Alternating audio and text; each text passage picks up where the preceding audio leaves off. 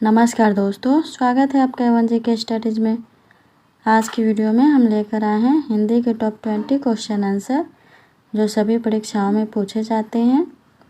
अगर आप किसी भी परीक्षा की तैयारी कर रहे हैं तो ये वीडियो आपकी सहायता करेगी, इसलिए वीडियो को आप लोग पूरा देखें। इनमें से जितने भी क्वेश्चन के आंसर जानते हैं प्लीज़ कमेंट बॉक्स में ज़रूर दीजिएगा, और चैनल पर नए हैं तो चैनल को भी सब्सक्राइब ज़रूर कर लीजिए। चलिए आगे बढ़ते हैं। आज का आपका पहला सवाल है, अपभ्रंश की उत्तरकालीन अवस्था का नाम क्या है? आपके ऑप्शन से ए पाली, बी प्राकृत, सी संस्कृत, डी अवहट। जवाब दीजिए। सही जवाब है ऑप्शन डी अवहट। अपभ्रंश की उत्तरकालीन अवस्था का नाम अवहट है। अगला सवाल, शुद्ध वर्तनी शब्द कौन सा है? आपके ऑप्शन से ए नृत्यगना, बी पूज्यनीय, सी केंद्रीकरण, डी सन्यासी। सही जवाब है ऑप्शन सी केंद्रीकरण। केंद्रीकरण इनमें से शुद्ध शब्द है। अगला सवाल, कोयला में कौन सी संज्ञा है? कोयला में कौन सी संज्ञा है? आपके ऑप्शन से ए व्यक्तिवाचक, बी समूहवाचक, सी भाववाचक, डी द्रव्यवाचक। सही जवाब है ऑप्शन डी द्रव्यवाचक। कोयला शब्द में द्रव्यवाचक संज्ञा है क्योंकि यह किसी पदार्थ या धातु का बोध कराता है जिसे मापा या तौला जाता है। अगला सवाल, जिसका पहला पद विशेषण और दूसरा पद विशेष्य हो उसे कौन सा समास कहते हैं? आपके ऑप्शन से ए अव्ययी भाव, बी कर्मधारय, सी द्विगु, डी तत्पुरुष।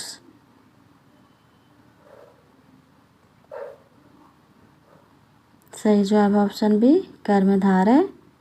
कर्मधारय समास में पहला पद विशेषण और दूसरा पद विशेष्य होता है।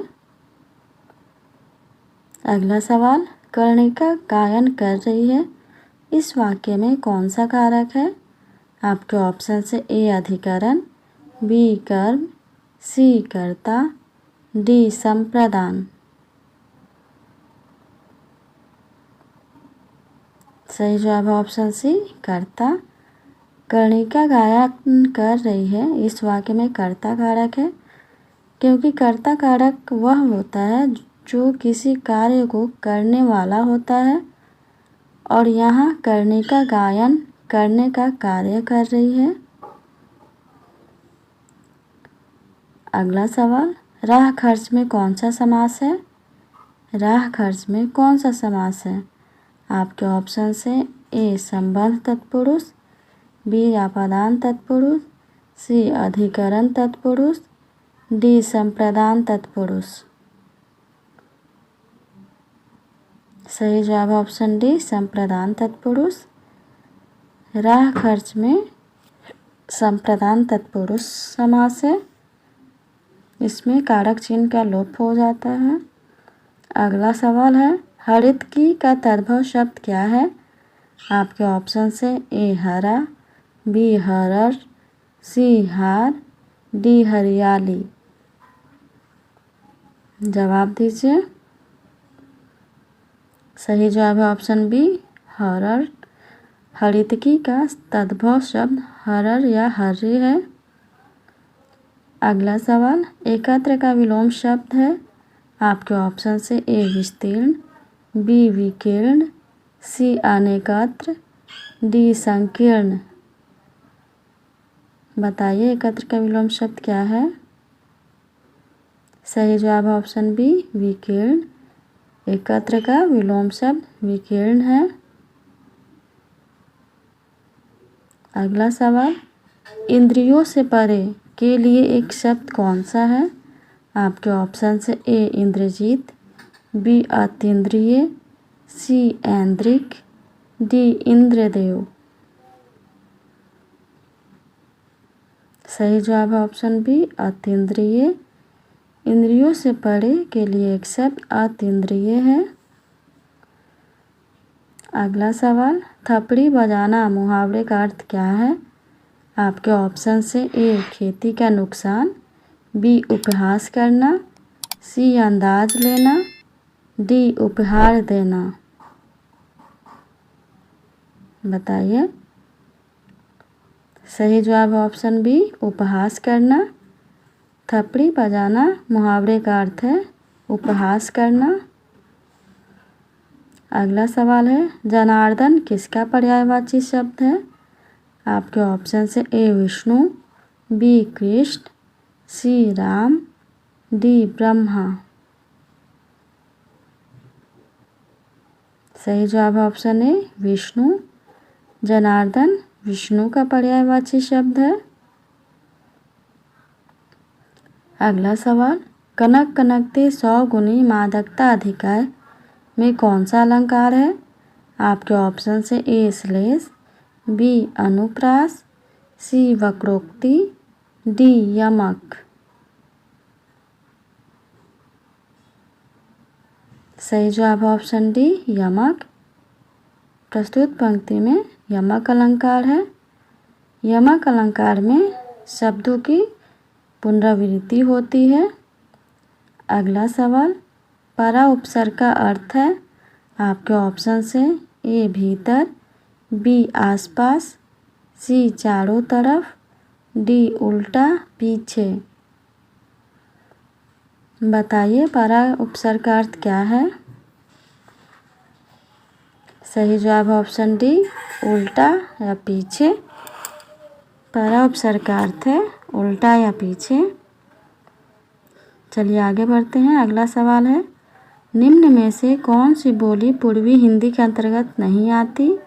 आपके ऑप्शन से ए छत्तीसगढ़ी, बी मगही, सी अवधी, डी बघेली। सही जवाब है ऑप्शन बी मगही। छत्तीसगढ़ी, अवधी, बघेली ये तीनों पूर्वी हिंदी के अंतर्गत आती है। अगला सवाल, क्रिया के उस रूपांतरण को क्या कहते हैं जिससे वाक्य में कर्ता, कर्म अथवा भाव की प्रधानता का बोध हो? आपके ऑप्शन से ए वचन, बी काल, सी कारक, डी वाच्य।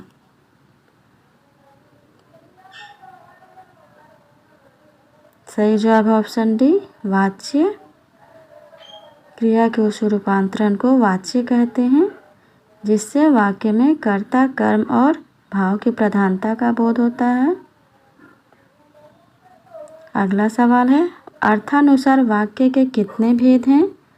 आपके ऑप्शन से ए 5, बी 7, सी 8, डी 6।